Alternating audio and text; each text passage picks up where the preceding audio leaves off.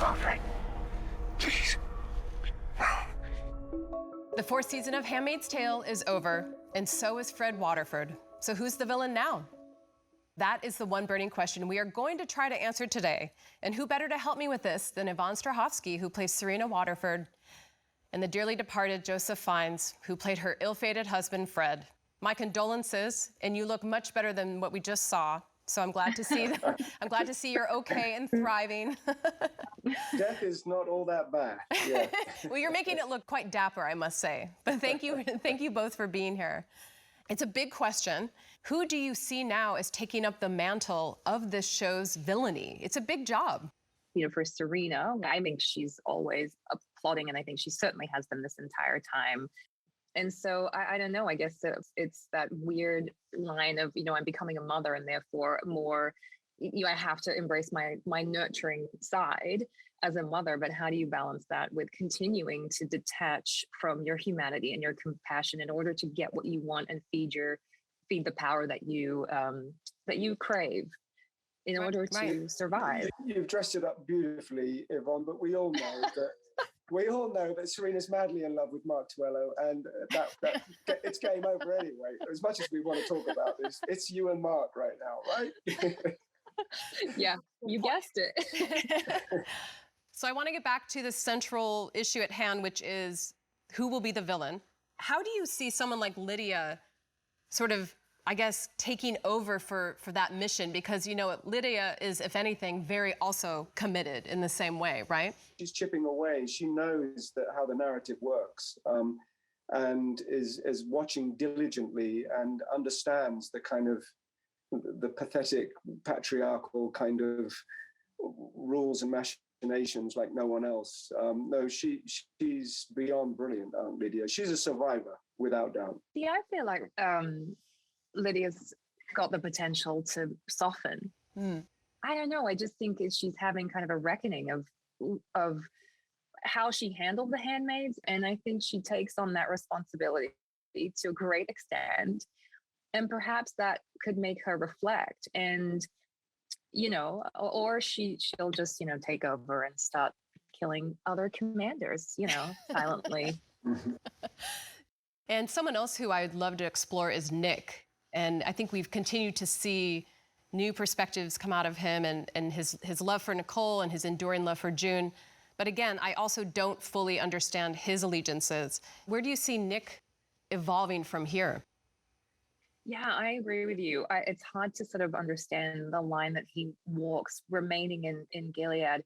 Now Nick is commanding the eyes, I believe, and he has so much more power. He obviously had the power to set up this exchange or be part of setting it up, handing over Fred, to June, taking Fred away from Lawrence, who is incredibly powerful. So there is a lot for him to do. It's just going to be interesting to see whether he kind of gets on board with maybe trying to help get people come across the border more, or there's something in terms of the resistance. Right. Or, why it'd be interesting to find out what his motivation is to stay and partake in. He walks in that territory, with that territory you're talking, the forest is no man's land. And that's a little bit where he sort of walks between both sides. True. He's in the gully of no man's land. Right. It was very, very metaphorical and symbolic that's where that action took place. Do you think Nick has it in him to be villainous? I think he does. I know what you're saying, but I think he does. There was a reason why he signed on for all that in the first place. We saw a little bit of his backstory too in past episodes where he is, he gets on board to a certain extent, right? And he partakes in this willingly in a lot of ways. Am I correct? I think he already has. He's gone down that path already, irrevocably with June in many ways. That road and pathway is wide open to Nick. I think what's really, really interesting is watching June dabble in the villainous side, because it's, you're exploring her resistance and you're observing her fight and go forward against all odds, but at what price? Right. And also when justice is not served You see Mark Tuello telling June, justice in your case will not be served. Fred is going to be a free man. And what happens to people when you feel like you have to take matters into your own hands? Well, it's that interesting thing that Yvonne was speaking about, which is essentially the paradox of revenge. And yes, this season is very much about freedom. And June escapes, but she, in many ways, brings all of the machinations and horrors of Gilead with her and becomes the monster that she seeks to destroy in Fred. So there's that wonderful paradox to muse on. She becomes from heroine to anti-heroine. And in terms of what Luke has gone through, what image to walk into. And I mean, for him, I mean, I'd love that collapse of just, I mean, his world is just bottomed out. I mean, this is not the person that he knew. I mean, could you imagine walking in and your partner, you know your partner's murdered someone. She's irrevocably changed. It's like going to war, essentially. How do you come back into the world as a civilian and live your life? Very true. So back to this original burning question, and I'm going to make you choose. Joe, if you had to choose right now, who is your pick for top villain next season? Wow, top villain. I mean, if we do a count of people who've been slain, I think our dear Lizzie Moss is right up there with June. I think Aunt Lydia, for me, cattle prods all the way.